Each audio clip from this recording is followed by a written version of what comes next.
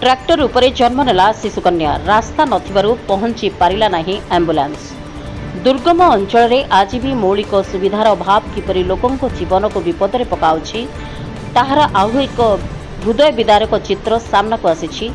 कलाहांडी जिला जयपाटना ब्लॉक अमलाभट्टा ग्राम पंचायत दाबिरीघाटी गाँव गर्भवती उमिला माझींकर प्रसव वेदना आरंभ होगा परिवार पक्षरु राति प्राय 11:30 समय गतकाली एम्बुलेंस को खबर दि जाइथिला। हेले गाँ को पक्का रास्ता नथिबारु एम्बुलेंस दाबिरीघाटी पहुंची पारि नथिला एवं चचड़ागुड़ा गाँव में अपेक्षा करिथिला।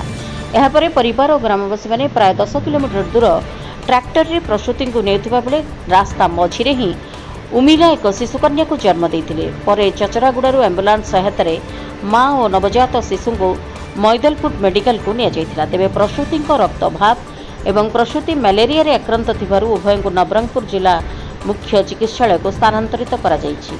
कलाहांडी जिले में रहिथिले मध्य एही सीमांत अंचलर लोक माने स्वास्थ्य सेवा पई नवरंगपुर जिला पर निर्भर करुछंती। एही घटना पुणी थारे दुर्गम अंचल रे रास्ता स्वास्थ्य सेवार दयनीय स्थिति को सामना को आनिछि।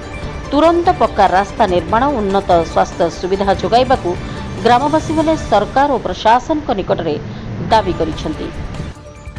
कलाहांडी रजनीकांत मिश्रଙ୍କ रिपोर्ट रिपब्लिक ओडिशा साधारण लोकଙ୍କ स्वर।